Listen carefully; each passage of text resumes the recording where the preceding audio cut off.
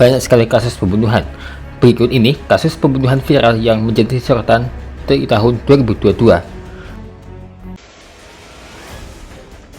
Pembunuhan berencana terhadap Brigadir Yosua Huta Barat atau Brigadir J termasuk kasus yang paling ramai dibicarakan. Selain itu ada juga pembunuhan yang dilakukan anak pada orang tua dan kakaknya di Magelang, Jawa Tengah. Kasus penusukan terhadap bocah 12 tahun di Cimahi, Jawa Barat juga turut menyedot perhatian masyarakat. Di Papua terjadi kasus mutilasi yang dilakukan 4 warga sipil dan 6 oknum prajurit TNI.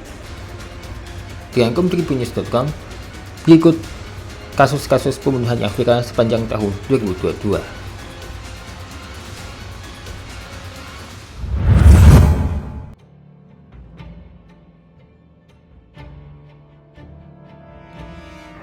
Brigadir Yosua Huta Barat atau Brigadir J tewas ditembak sesama rekannya Richard Eliezer atau Barada E atas perintah atasannya, mantan Kadif Propam Polri Verdi Sambo. Eksekusi terhadap Brigadir J dilakukan pada 8 Juli 2022 di rumah dinas kompleks Polri Duren 3 Jakarta Selatan. Verdi Sambo merencanakan pembunuhan terhadap Brigadir J lantaran mengaku emosi pada korban yang telah melecehkan sang istri Putri Chandrawati. Awalnya Verdi Sambo membuat skenario Brigadir J tewas setelah baku tembak dengan Barada E di rumah dinas karena tertangkap basah melecehkan Putri. Namun skenario itu terbongkar setelah Barada E mengaku untuk mengajukan status sebagai Justice Collaborator ke Lembaga Perlindungan Saksi dan Korban. Polisi telah menetapkan 5 tersangka dalam kasus ini, yaitu Barada E, Verdi Sambo, Putri Chandrawati, Kuat Ma'ruf, dan Ricky Rizal atau Bribka RR. Kelimanya dijerat pasal tentang pembunuhan berencana dengan ancaman hukuman seumur hidup atau paling lama 20 tahun atau hukuman mati.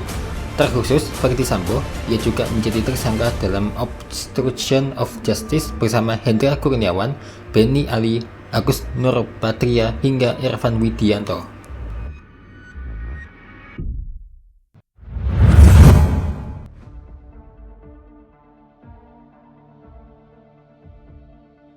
Enam oknum TNI bersama 4 warga sipil terlibat dalam kasus mutilasi terhadap 4 warga Papua, yaitu Arnold Lokbere, Leman Nirigi, Iran Nirigi, dan Atis Titini. Keenam oknum TNI tersebut adalah Mayor INF HF, Kapten INF DK, Praka RR, Prato Ras, Prato PC, dan Prato R. Sementara 4 tersangka warga sipil adalah APL, DU, R, dan RMH. Dilansir tribunpapua.com, pembunuhan itu bermula ketika para tersangka dan korban sepakat melakukan transaksi senjata. Tetapi kesepakatan itu hanyalah kebohongan dari para tersangka hingga akhirnya keempat korban dibunuh dan dimutilasi pada 22 Agustus 2022 lalu.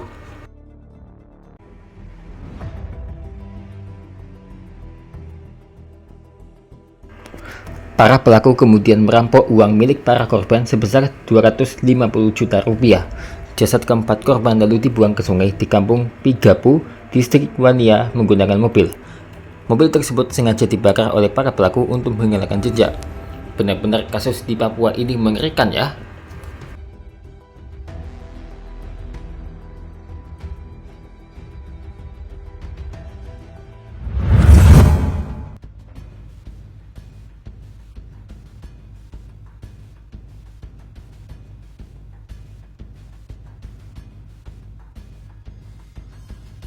PS, 12 tahun, bocah asal Kelurahan Cibaurau, Kecamatan Cimahi Selatan, Kota Cimahi, Jawa Barat, tewas setelah ditusuk orang tak dikenal pada 20 Oktober 2022 malam.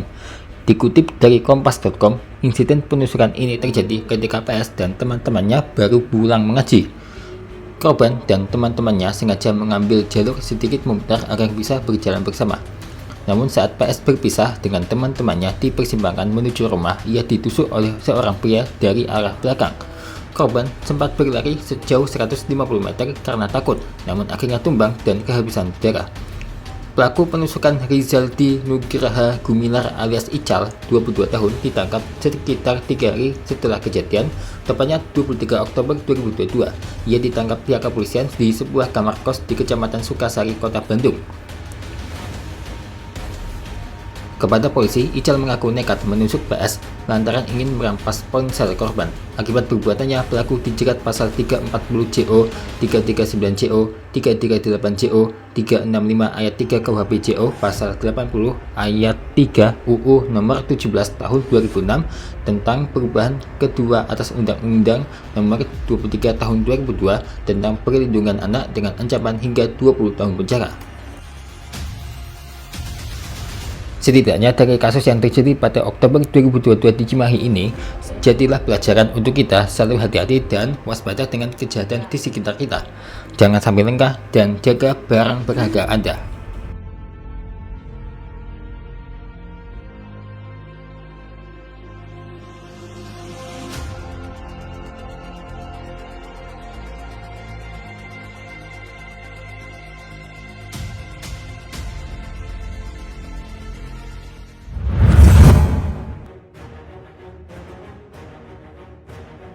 Ini adalah kasus Christian Rudolph Tobing.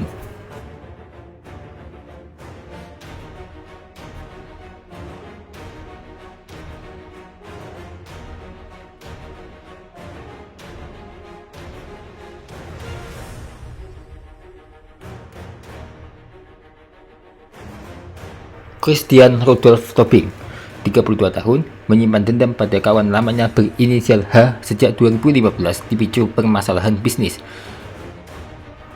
Pada 2022, ia mengetahui temannya AYR alias Ica berhubungan baik dengan H, dilansir tribunjakarta.com.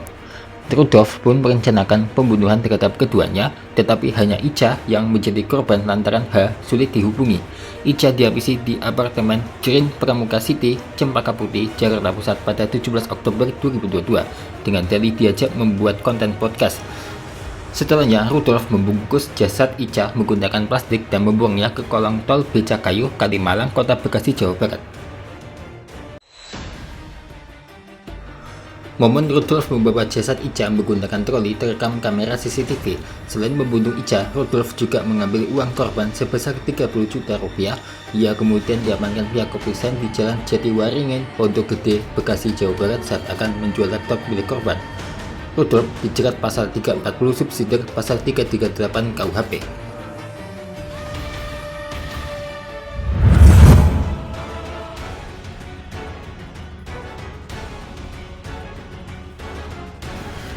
Ini adalah kasus Rizky Noviandi Ahmad. Rizky Noviandi Ahmad tega menghabisi nyawa istri NI 31 tahun dan anak pertamanya K 11 tahun pada 1 November 2022 lalu di kediamannya mereka di perumahan klaster Pondok Jati Jajar, Depok, Jawa Barat. Rizky nekat membunuh NI karena merasa tak pernah dihargai meski sudah berjuang untuk menafkahi keluarga.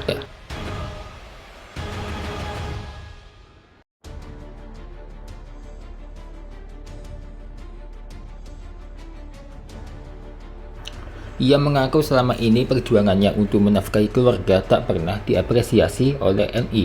Sementara itu, Rizky membunuh anak pertamanya lantaran merasa kesal didiamkan.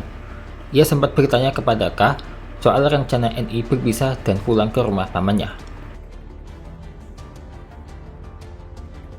Namun, K tak menanggapi sang ayah dengan membuang muka hingga membuat Rizky murka. Selain perasaan kesal, Rizky tengah di bawah pengaruh narkoba ketika membunuh istri dan anaknya. Nah, akibat perbuatannya, Rizky dijerat pasal pembunuhan 338 KUHP atau kekerasan dalam rumah tangga, pasal 44 ayat 2 dan 3 UU RI nomor 23 tahun 2004 dengan ancaman hukuman 15 tahun penjara. Kasus ini jadi pelajaran ya, dan semoga peristiwa ini tidak terjadi lagi di masa depan. Apalagi sampai membunuh keluarga sendiri hanya karena tidak diapresiasikan atau tidak memperdulikan ketika salah satu keluarga kita ini mencari nafkah. Ya, semoga kejadian ini tidak terulang lagi lah ya.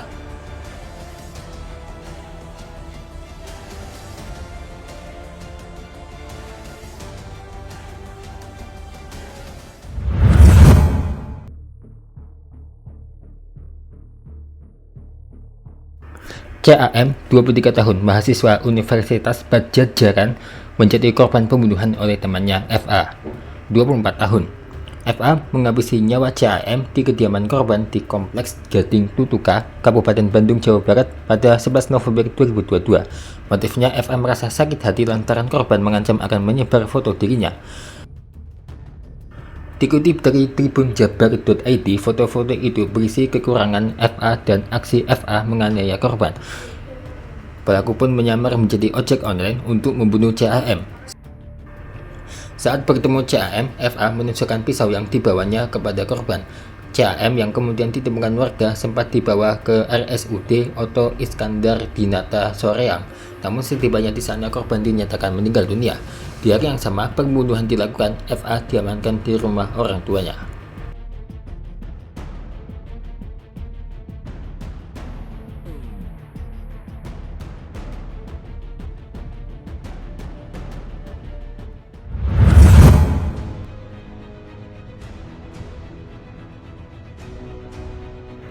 Dio Dava Syadila, 22 tahun, tega meracuni kedua orang tua dan kakaknya hingga tewas pada 28 November 2022 di kediaman mereka di Kelurahan Mertoyudan, Kabupaten Magelang, Jawa Tengah. Awalnya, Dio berdalih membunuh keluarganya karena merasa sakit hati diminta memenuhi kebutuhan sehari-hari, padahal menurutnya ia sudah tak lagi bekerja, sementara sang kakak yang bekerja justru tidak dibebani untuk memenuhi ekonomi keluarga. Kendati demikian, polisi berhasil mengungkap motif sebenarnya. Pembunuhan oleh Dio ini terkait uang 400 juta rupiah yang pernah diberikan keluarga kepada pelaku tahun 2021. Kala itu, Dio mengaku kepada orang tuanya uang tersebut digunakan untuk investasi perluasan lahan parkir di Yogyakarta. Ia sempat mengembalikan uang tersebut sebesar 120 juta rupiah secara bertahap, seakan-akan merupakan keuntungan dari investasi, sementara sisanya dipakai oleh Dio untuk bersenang-senang. Karena terus ditagih oleh keluarganya, Dio merasa kesal dan merencanakan pembunuhan. Menggunakan uang yang disebutnya dipakai untuk berinvestasi, Dio membeli racun jenis arsenik secara online.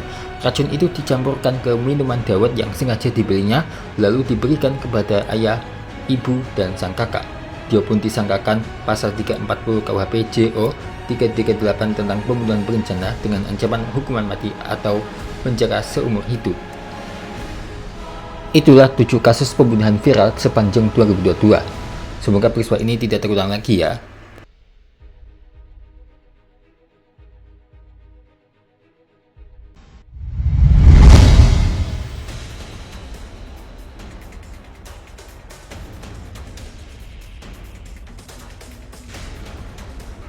Mobil jadi sasaran amok warga kembali terjadi di Jakarta. Ada BMW listrik di Jakarta Barat sempat dikejar-kejar warga usai tabrak motor, hingga ada tuduhan tabrak lari. Wah, dan inilah 2 kasus viral yang mana mobil ini diamuk massa sepanjang Juni 2026.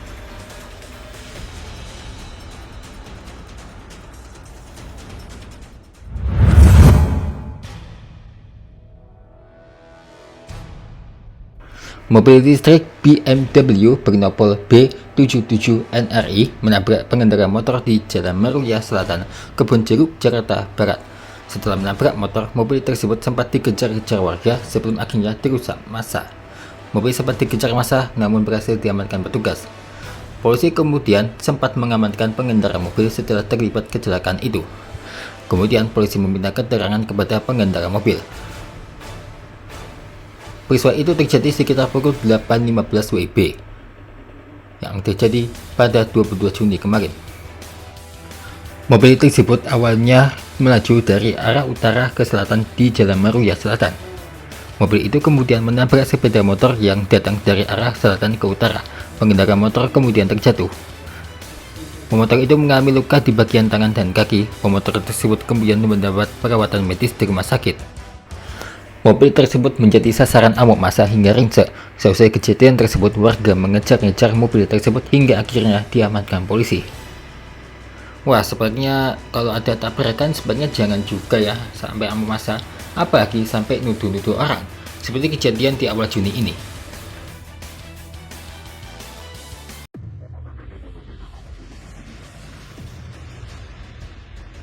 Suasana Sabtu 6 Juni 2026 sore di kawasan padat Jalan Kiai Haji Mas Mansur, Tanah Abang, Jakarta Pusat mendadak mencekam. Sebuah mobil SUV mewah Toyota Fortuner hitam dengan nomor polisi B888HV menjadi sasaran amuk massa yang beringas di sekitar Putaran Bata, Kelurahan Kebon Kacang. Namun di balik aksi anarkis yang sempat viral di media sosial tersebut terselip fakta mengejutkan yang membuat pihak kepolisian mengernyitkan dahi. Aksi perusakan tersebut terekam jelas dalam video amatir yang beredar luas di media sosial. Dalam video itu, sejumlah warga yang tersulut emosi nekat menaiki kap mesin mobil, menendang bodi hingga menghantam kaca depan hingga hancur berantakan. Dugaan liar pun mencuat di tengah kepulan debu jalanan. Sang pengemudi dituding melakukan aksi tabrak lari sebelum akhirnya terkepung oleh barikade massa.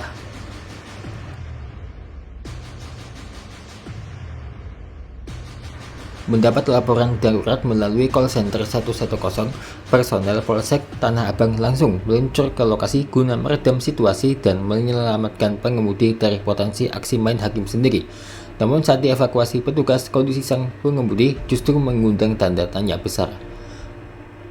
Orang tua dari pengemudi tiba di Mapolsek 20 menit setelah kami lakukan pemeriksaan, sebab anaknya atau pengemudi tidak bisa diajak komunikasi. Kondisinya seperti orang linglung, ungkap Kapolsek Tanah Abang AKBP Dimas Prasetyo Minggu 7 Juni.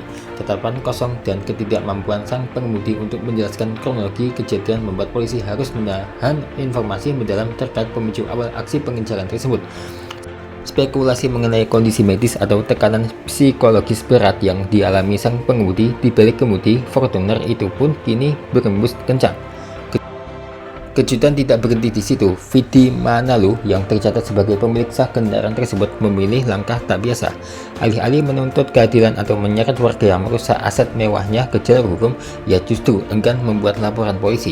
Setelah mendampingi anaknya yang masih dalam kondisi shock dan linglung, Vidi memutuskan untuk menyelesaikan masalah ini secara kekeluargaan tanpa memperpanjang urusan ke meja hijau. Meski demikian, pihak penyidik Polsek Tanah Abang menegaskan akan tetap mendalami penyebab pasti keributan tersebut dengan memeriksa sejumlah saksi di sekitar lokasi guna memastikan tidak ada korban luka lain yang ditinggalkan di jalanan. Ternyata ada fakta yang justru lebih mengejutkan lagi. Ternyata inilah pemotor yang teriak tabrak lari ternyata tabrakan diri ke Fortuner di Jakarta Pusat loh.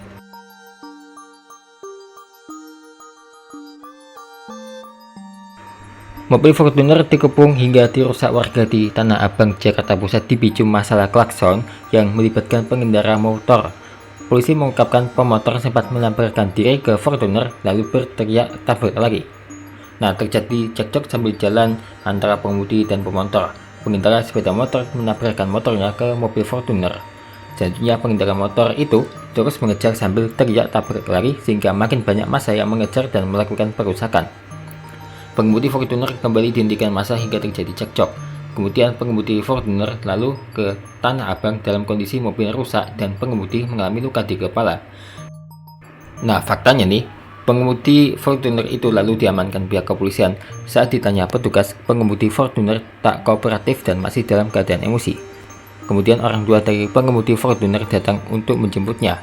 Sementara mobilnya yang dirusak hendak dibawa ke bengkel di kawasan Bekasi, Jawa Barat. Peristiwa itu terjadi pada Sabtu 6 Juni sekitar pukul 16.30. Pengemudi Fortuner awalnya terlibat cekcok dengan pengendara motor di daerah Tebet, Jakarta Selatan. Pengemudi Fortuner membunyikan klakson berulang kali karena merasa dihalangi jalannya. Sopir tersebut kemudian memepet dan memaki-maki ke pengendara sepeda motor. Cekcok antara pengendara motor dan pengemudi Fortuner di lokasi pun terjadi. Berdasarkan pengakuan pengemudi Fortuner, pihak pengendara motor lalu menabrakkan diri ke mobil Fortuner sambil berteriak tabrak lari yang sontak mengundang respons dari masyarakat sekitar.